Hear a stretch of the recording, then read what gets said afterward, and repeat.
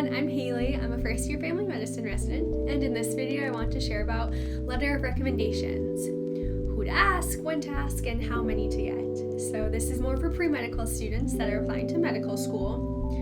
So make sure you like and subscribe to my YouTube and follow me on Instagram and TikTok. Also, big shout out to Premed for helping sponsor this YouTube video. If you're pre-med or a med student, you should definitely check them out. They have lots of great videos and mnemonics to help you remember for the MCAT or any of your STEP exams, or just for general studying. So how many letters of recommendation do you need? You would have more letters than you expect, just in case one of yours ghosts you, doesn't fall through, they submit it late, and you're waiting on one letter of rec, because that is what happened to me. The first time I applied, I had to submit my application later than I wanted because I was waiting for this letter of recommendation to come in, which I guess you don't necessarily have to do. You can submit it and then the letter of rec will show up, but a lot of schools will not look at your application until it's complete, so it was very unfortunate. But yes, it was several months late. So I would just like to say have extra letters in case you need them. Okay, so most schools say about 3. I would have more than that. When to ask. So the earlier you ask, the better, obviously. Professors, physicians, whoever you're asking is probably pretty busy with a bunch of other stuff. So the sooner they know that you want a letter, the sooner they can answer you and have it all ready.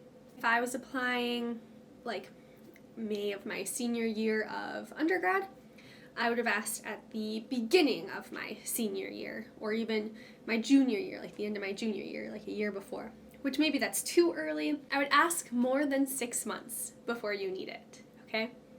So give them a deadline. Make sure they know the deadline. Who to ask. So I believe most med schools want a couple science professors, a non-science professor. Some will want your pre-med advisor, like a committee letter from your school. I would ask physicians you shadowed. So that's gonna be a big one. So if you can shadow a doctor in any way, and if you got along with them, you really liked them, and you feel like they liked you, you feel like they can write a good letter to support you for your application, ask them. I would try to aim for like 2 physicians, and if you're applying to a DO school, make sure you don't have to have a DO write a letter, but it is nicer to have one. So keep that in mind. Now, what professor should you ask? When you're in a lecture hall with 200 kids, it can be very difficult to get close to your professors. I know because I was in big lecture halls and this is what happened.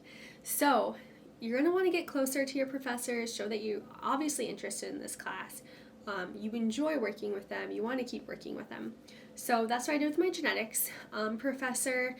I was, showing up to all the office hours, I was doing all the extra work, I was, asking questions in class, I was speaking up in class, just so that they are like, hey, like, who is she? Or who is this person? Who is this student of mine that's speaking out in class? This is great, because most of the time people are so quiet in class. Right, so I think that's everything. Make sure you get all of your letter of recommendations ready before application season, just so you're prepared and you can apply and send in your application early. All right, let me know if you guys have any questions. Thank you guys so much for watching. Bye.